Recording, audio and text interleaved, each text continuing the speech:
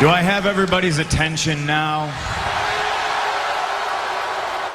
Les amis, c'est ce que j'ai on parle catch aujourd'hui, récap de la semaine. Donc on va passer en revue la semaine qui s'est passée la semaine dernière.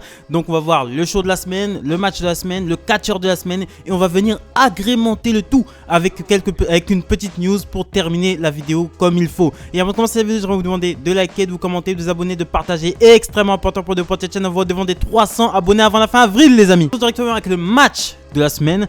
Donc le match de la semaine pour moi c'était du côté de SmackDown, c'était carrément l'opener de SmackDown Live. Déjà c'est un match qui m'a beaucoup surpris parce que c'était un match de main event placé en opener, ce qui est extrêmement rare au niveau des weekly. Donc c'était un match par équipe. Daniel Bryan accompagné de Cesaro contre Seth Rollins et Jey Uso. Déjà ça me fait plaisir de voir Seth Rollins associé avec Jey Uso parce que ça va faire pratiquement un an que Roman Reigns est à SmackDown et ça va faire aussi un an que Seth Rollins est à SmackDown, mais ils ne se sont jamais croisés.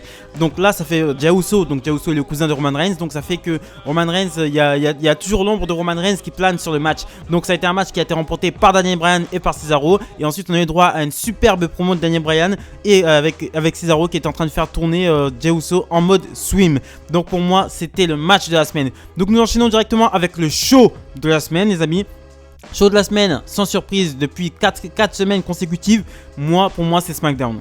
Clairement c'est SmackDown. SmackDown tout simplement parce que c'est, encore une fois je vais me le répéter, mais c'est vrai, cohérent, et aussi parce qu'il n'y a pas de cliffhanger du côté de Raw. En fait, du côté de Raw, il n'y a pas de mystère. Du coup, en fait, Drew McIntyre court après Bobby Lashley. Bobby Lashley lui a pris la ceinture, donc il court après Bobby Lashley. Autour de Edge Styles et Omos sont champions par équipe depuis 2 semaines, mais on ne les a pas vus. Sheamus vient d'être champion US. Il vient de démolir un mec. Voilà, c'est tout ce qui se passe à Monday Night Raw, quoi. C'est tout ce qui se passe. Voilà, c'est tout ce qui se passe. La personne qui m'intéresse le plus du côté de Monday Night Raw n'est même pas catcheur. La personne qui m'intéresse le plus à Monday Night Raw, pour moi la personne qui m'intéresse le plus, c'est MVP. MVP, il est tellement bon. C'est le retour de l'année pour moi. Pour moi, c'est le retour de l'année. Pour moi, c'est pas Edge le retour de l'année. Hein. Pour moi, c'est MVP. MVP, le travail qu'il fournit du côté de Monday Night Raw. Le mec, il porte le show sur ses épaules, quoi. Le mec, il porte le show sur ses épaules. Et ça, c'est les points négatifs de Monday Night Raw. Les points positifs de SmackDown, c'est tout simplement parce qu'il y a des cliffhangers, en fait. Autour des titres par équipe, t'as Otis et Chad Gable qui ont leur école et qui veulent avoir amené une sorte de crédibilité à leur école. T'as Rey Mysterio et Dominic qui veulent devenir les premiers champions par équipe, écrire l'histoire en devenant premiers champions par équipe, père et fils de l'histoire de la WWE. Et t'as Dexter Ziggler et Bobby Roode qui veulent garder les titres. Et t'as les Street Profits qui veulent devenir champions par équipe tout simplement pour être champion en même temps que Bianca Belair. Parce que ce serait bien de voir Bianca Belair et Street Profits, parce que Montez Ford et Bianca Belair sont mariés.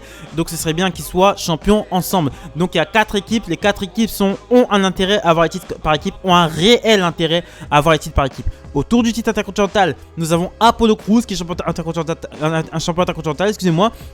Il y a Biggie il a Biggie aux trousses. Biggie il a volé le match, il a volé le titre intercontinental à Biggie par rapport au commandant Aziz. Donc Biggie veut récupérer son titre et Biggie n'a pas encore eu son match, ce qui n'est pas normal. Il aurait dû avoir son match directement cette semaine, mais ils ont préféré Adam Pearce a préféré donner un match à Kevin Owens. Kevin Owens qui a perdu à cause du commandant Aziz et qui va sûrement vouloir aussi reprendre le titre intercontinental. Et t'as aussi Sami Zayn qui en veut à Kevin Owens de l'avoir battu à WrestleMania et de l'avoir ridiculisé du côté de WrestleMania, et qui va tout faire pour nuire à Kevin Owens. Et enfin, nous avons autour du titre universel Roman Reigns, qui est champion universel, qui a imposé son règne de champion universel et qui a confirmé son règne de champion universel du côté de WrestleMania en battant Daniel Bryan et en battant Edge dans un match triple menace. Et maintenant, qui cherche un challenger. Il y a un challenger qui est là, qui est tout prêt. Mais Roman Reigns ne le prend absolument pas au sérieux. C'est Cesaro qui enchaîne les victoires et qui a battu Seth Rollins à WrestleMania. Donc il ne prend pas du tout Cesaro au sérieux. Mais par contre, il a proposé la semaine dernière un match à Daniel Bryan. Et si Daniel Bryan gagne le match, il gagne le titre universel. Mais s'il perd le match, il disparaît des radars de SmackDown. Donc c'est encore un cliffhanger, c'est encore un truc qui va nous donner envie de regarder SmackDown en fait. Il faut nous donner envie de regarder SmackDown. Moi j'ai commencé à regarder le catch. Vous savez pourquoi j'ai aimé le catch? J'ai aimé le catch parce que tout simplement c'était comme une série. C'était comme les feux de l'amour en fait. À chaque fois on finit sur un gros cliffhanger qui te donne envie de regarder ce qui va se passer la semaine prochaine. Du côté de Monday Night Raw, je tape sur la gueule de Monday Night Raw parce que Monday Night Raw, il y a 3 heures de Monday Night Raw. Raw c'est le premier show de la WWE, c'est Raw. c'est pas SmackDown. SmackDown, ça a été mis dans les années 2000. Mais Raw, c'est là depuis les années 90, quoi. 92 et 92, je crois. Mais voilà, Monday Night Raw, c'est là depuis longtemps. C'est le Raw, c'est ça qui doit tenir la baraque. C'est ça qui doit nous donner des gros cliffhangers. Et là, on n'a pas les cliffhangers, on n'a rien, on n'a pas de mystère, on n'a rien du tout. Tout est fade. C'est vraiment tout le temps la même chose. C'est horriblissime. C'est waouh, c'est vraiment nul. C'est pas possible, quoi. Donc SmackDown, très bon. Raw, très mauvais. Et NXT, pour finir sur NXT c'est bien, c'est très bien, c'est bien booké, c'est logique en fait, au moins. En plus, on a eu la victoire de Kushida la semaine dernière qui a gagné le titre Cruiserweight et qui a confirmé, qui a battu Oney Lorcan cette semaine et qui a une nouvelle tenue, j'adore. Kyle O'Reilly qui est en train vraiment de s'imposer en tant que grand face de NXT et c'est vraiment super cool. On attend toujours le retour d'Adam Cole. Karrion Kross, on attend toujours son prochain challenger qui me semble être Kyle O'Reilly. Parce que Kyle O'Reilly et Karrion Kross est venu retarder le match de Kyle O'Reilly contre Oney Lorcan. Donc ça veut dire qu'il le prend au sérieux. Donc ils vont peut-être s'affronter au prochain TakeOver. Et j'ai oublié de dire un truc par rapport à SmackDown avant de terminer. Du coup, Aleister Black nous a fait une promo en tant que sur le père. Le père Aleister Black nous a fait une promo. C'était une très bonne promo. Grosse vidéo packaging qui nous a vraiment mis dans une ambiance. Et Aleister Black qui est clairement heel et qui a vraiment une nouvelle personnalité qui est grave stylée comme ça avec ses lunettes et son truc. On dirait Jacob Seed de Far Cry 5 comme Sturi l'a dit et je l'avais déjà capté. Et franchement c'est cool. Franchement c'est grave cool. Et un gros cliffhanger autour d'Aleister Black. On se demande quand il va revenir comment ça va être foutu quoi.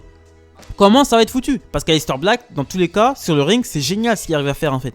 C'est génial ce qu'il arrive à se faire ce mec là sur le ring. Donc j'attends son retour avec une grande impatience. Et enfin les amis, nous allons finir avec le catcheur de la semaine.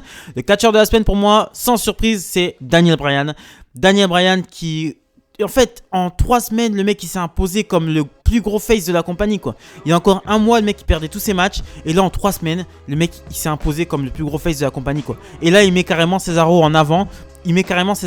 Pour que Cesaro ait son match contre... Roman Reigns pour le titre universel. Et malheureusement je crains parce que là Roman Reigns l'a défié dans un match la semaine prochaine pour le titre universel. Et s'il perd il quitte SmackDown. Je crains que Daniel Bryan quitte la WWE. Je crains que Daniel Bryan quitte la WWE parce que je viens de choper une news là. Je vais vous dire tout de suite la news que j'ai chopée. Donc Daniel Bryan nous a dit, c'est lui qui a dit, il a dit que ce contrat avec la WWE arrivait bientôt à son terme, qu'il voudrait aller catcher dans d'autres compagnies en même temps que, il voudrait aller catcher dans d'autres compagnies, mais en même temps d'avoir un pied à la WWE. C'est ce qu'il essaie de négocier en ce moment. Il a évoqué aussi sa difficulté à concilier sa vie de famille parce que maintenant il a 2 enfants et son job. Et il a dit aussi qu'à WrestleMania il était à moitié là. Pendant le main event de WrestleMania il se sentait pas à fond. Il n'était pas à 100%. Donc voilà, donc Daniel Bryan qui réfléchit, qui va peut-être même quitter la WWE, qui négocie avec la WWE en ce moment pour avoir un pied à la WWE et un pied à l'extérieur de la WWE. Donc voilà, c'est quelque chose qui me peine énormément parce que j'aime énormément Daniel Bryan et je trouve qu'il apporte énormément du côté de SmackDown. C'est vraiment une des stars de SmackDown. Il s'est vraiment imposé comme étant une star de SmackDown et ça me fait vraiment chier qu'il se bat parce que je vois pas d'autre face pour affronter Roman Reigns que lui quoi. Franchement, je vois pas d'autre face que lui et j'aurais aimé que Daniel Bryan devienne champion universel. Donc on enchaîne directement avec la news de la semaine. La news de la semaine, les gars, c'est un employé de la WWE a été viré à cause d'un sac poubelle. Donc Mickie James s'est fait, comme vous le savez, la semaine dernière, il y a eu une grosse vague de licenciements du côté de la WWE. Et il semblerait que Mickie James ait reçu ses affaires dans un sac poubelle. Et elle a posté une photo sur Twitter, une photo qui a fait beaucoup réagir sur Twitter.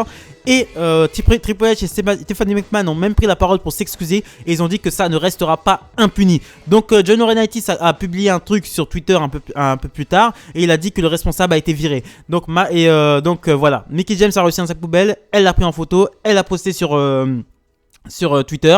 Et ensuite, Triple H et Stephanie ont répondu que la personne allait être foutue à la porte. Et John Laurinaitis a confirmé et a dit qu'ils ont foutu la personne à la porte.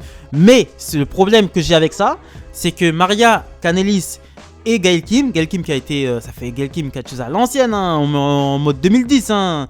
Donc Gail Kim et Maria Kanellis qui a fait partie de la vague de licenciement de l'année dernière, je crois, ont confirmé et ont dit que elles aussi ont reçu, que c'était pas quelque chose de très étonnant parce que elles aussi ont reçu leurs affaires dans un sac poubelle quand elles se sont fait licencier. Donc si c'est quelque chose d'habituel, je vois pas pourquoi virer la personne. En fait, la personne fait son boulot. Si c'est vous qui demandez aux gens Parce que sur le sac, c'est bien marqué MJ, Mickey James. Donc ça veut dire que c'est quelque chose qu'ils font habituellement. Donc si c'est quelque chose que vous faites habituellement, pourquoi virer la personne? Ça sert à rien de virer la personne pour une faute que vous avez commise. Et ensuite mettre tout sur le dos de la personne. Je trouve que c'est pas bien. Déjà, je trouve que c'est pas bien d'envoyer des affaires de Mickey James, une personne qui a performé depuis, qui a 15 ans de carrière à beubeuse dans un sac poubelle comme une grosse merde. Et là, faire virer une personne parce qu'elle a fait son boulot. En fait, c'est son boulot. C'est le responsable, c'est, je crois, John Laureati, je crois, c'est responsable des talents. Il y a un autre responsable du traitement des talents, etc. Mais je trouve ça un peu con qu'une personne soit foutue à la porte pour des erreurs de logistique à la con comme ça. On demande pas non plus, je pense pas qu'elle demandait d'envoyer qu'on envoie ses affaires dans un carton WrestleMania ou je sais pas quoi, mais au moins emballé dans un truc quand même. C'est bon, ils sont pas de 50 000 virés, il y a que il y a 10 virés. Ils auraient pu quand même envoyer ça dans un carton, c'est une forme quand même de respect, et ne pas envoyer des sacs poubelles comme des sacs poubelles quoi. Des sacs poubelles quoi. C'est quand même des superstars de la WWE, des superstars qui ont rapporté de l'argent. Et je trouve ça un peu...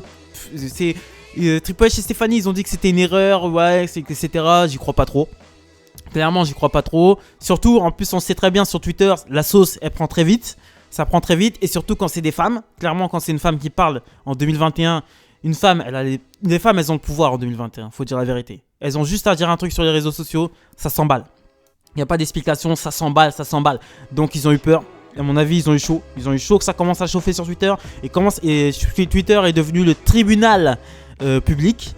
Voilà, des fois pour de bonnes raisons, pour de bonnes causes. Et des fois pour de très mauvaises causes. Et des fois pour des trucs vraiment à la con que tout le monde s'en branle. Donc c'est devenu un tribunal public où il n'y a pas de juge. Il y a juste des exécutions.